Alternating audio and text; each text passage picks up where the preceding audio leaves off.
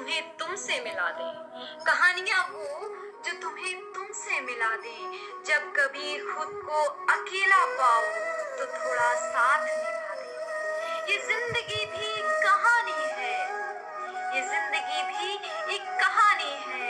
कोई बिल्कुल तन्हा है, किसी की शाम सुहानी है। पर हम भी आए हैं इस कहानी का किरदार बनकर, शायद मिले या फिर जुदा हो जाएं, किसी का प्यार बनकर, किसी का प्यार बनकर।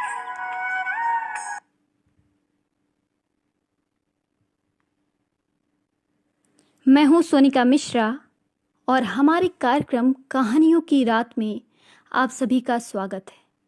तो आज मैं सुनाने जा रही हूँ खुद की लिखी एक कहानी, धरा और आकाश। सुनिएगा। मेरी एक फ्रेंड है धरा। काफ़ी समय हमने एक साथ बिताया। हम हॉस्टल में साथ रहे और एक साथ स्नातक हुए। जैसा कि युवावस्था में अक्सर होता है, हम दोनों अपने भविष्य को लेकर सपने बुना करते थे। धरा की मानसिकता बिल्कुल स्पष्ट और अलग थी। वह कहती, मुझे आम लड़की की तरह चूल्हे चौके में नहीं खपना, मैं दुनिया में अपना वजूद बनाऊंगी। बाद में हम अलग अलग जगह कार्यरत हो गए और धरा का ट्रांसफ़र दूसरे शहर में हो गया। हमारा संपर्क भी ना के बराबर हो गया। पिछले दिनों अचानक एक मॉल में धरा मिली तो मैं एक बारगी तो उसे पहचान ही ना पाई। वह एक बेहद सुंदर और खुश लग रही थी। हाय हेलो के बाद धरा ने पूछा, सोनिका कैसी है तू? तुझे अपने सपनों का राजकुमार मिला कि नहीं? कहाँ यार, मैंने कहा, ये 10 से 5 की ड्यूटी दूसरी बातों के लिए वक्त ही कहाँ देती है। तू अपनी सुना। धरा बोली, चल तुझे अपनी कहानी सुनाती हूँ। हम फूड मॉल में कोल्ड ड्रिंक लेकर बैठ गए और धरा ने कहना शुरू किया। प्रेम, मोहब्बत, इश्क, इन शब्दों के क्या मायने हैं मुझे नहीं पता, पर एक शख्स ने मुझे प्रेम के उस स्वरूप से रूबरू कराया जिससे शायद मैं सदा अनजान रहती। ओह, मैंने कहा, तो तुझे अपने सपनों का राजकुमार मिल ही गया। कौन है वो? धरा बोली, धीरज रख यार, बताती हूँ। आकाश अपने नाम के अनुरूप विस्तृत है। एक बहुत बड़ी शख्सियत जिन्होंने संगीत के क्षेत्र में अपना परचम लहराया। एक दिन एक कार्यक्रम में उनसे मुलाकात हुई और हमारी सोच का प्रभाव एक दूसरे के मस्तिष्क से होकर हृदय में अंकित हुआ। हालांकि आकाश शादीशुदा हैं, पर हमारे बीच एक दोस्ती का रिश्ता कायम हो गया। ऐसी दोस्ती जो आज तक किसी ने ना की हो। हम दोनों ही वास्तविक दुनिया को स्वीकार करने वाले थे, जिसे आजकल प्रैक्टिकल कहा जाता है। धीरे धीरे हमारी नज़दीकियां बढ़ी। आकाश और हमारे बीच बातों का कोई पर्दा नहीं था, जैसे हम एक दर्पण से बातें करते हैं, या कह लें कि एक भगवान से बातें करते हैं, जहाँ रो भी लेते हैं, हंस भी लेते हैं और अपना मन हल्का करके आगे बढ़ जाते हैं।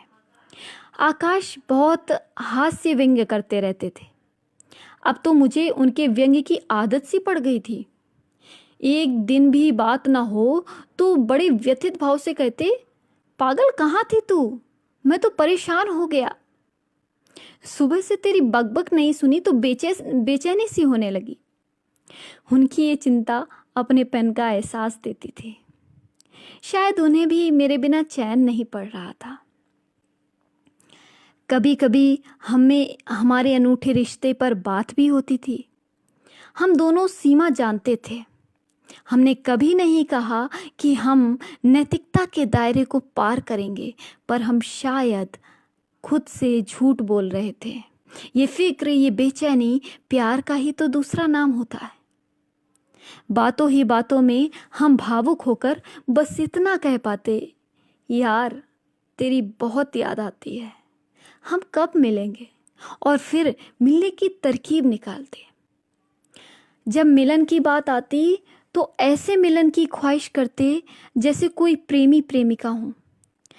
वैसे बातों बातों में हमने कह भी दिया था कि हम एक दूसरे को अपना सब कुछ समर्पित कर देंगे, लेकिन जहाँ तक मैं उन्हें समझ पाई थी, ये उनके लिए भी उतना ही मुश्किल था जितना मेरे लिए।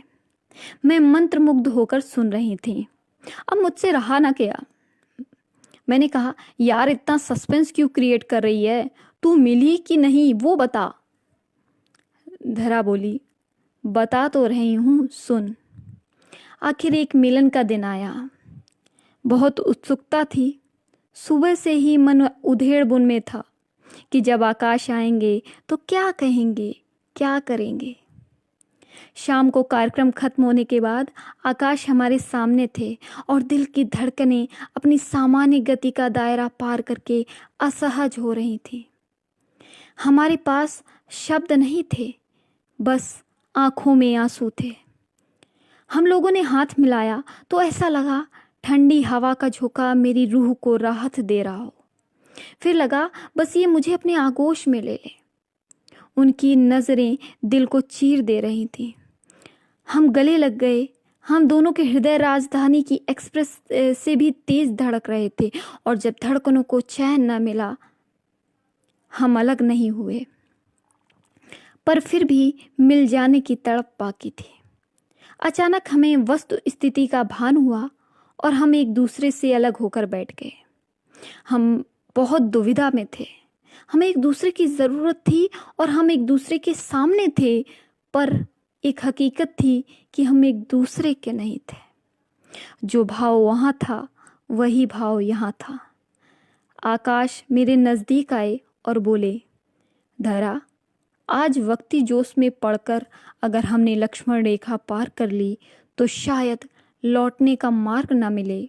मुझे तुम्हारी बहुत ज़रूरत महसूस हो रही है, पर सही यही होगा कि हम अपने प्यार की पवित्रता बनाए रखें। मैं सुबक रही थी। हमने फैसला किया कि अब हम कभी नहीं मिलेंगे, और ये कहकर जब हम विपरीत दिशा में बढ़ रहे थे तो जैसे चुंबक के विपरीत जाने पर जितना बल लगाना पड़ता है उतना ही हमें अपना आत्मबल लगाना पड़ रहा था। मैंने मुड़कर देखा तो आकाश भी आंखों में जल लिए मुझे जाता देख रहे थे। उनकी आंखों में भी उतनी ही तड़प थी। वो भी दिल के हाथों मजबूर थे, पर सामाजिक नियमों के दबाव से झटपटा रहे थे। मैंने दरवाजे के बाहर कदम रखा और आखिरी बार मुड़कर देखा। आकाश बोले, आई लव यू धरा। फिर न जाने क्या हुआ, जैसे कोई बांध टूटता है वैसे मेरी भावनाएं बह चली। मैं जोर से रोती हुई दौड़कर आकाश की बाहों में समा गई। हम ऐसे लिपट गए मानो हमारे जीवन का आखिरी क्षण हो। लहर सागर में समा गई थी। ओह, मैं बोली, चल अच्छा हुआ तुझे तेरी मंजिल मिल गई, लेकिन इस रिश्ते का अंत क्या होगा? धरा बोली, कल किसने देखा है, मैं आज में जीती हूँ और खुश हूँ। इतना कहकर धरा गले लगकर चली गई। तो दोस्तों, हम एक कहानी लेकर रोजाना मिलेंगे आपसे रात 10 बजे। आप भी हमें अपनी कहानी भेज सकते हैं हमारे Facebook page poem word with Sonika पर। चलिए, आज के लिए हम आपसे विदा लेते हैं। शुभ रात्रि।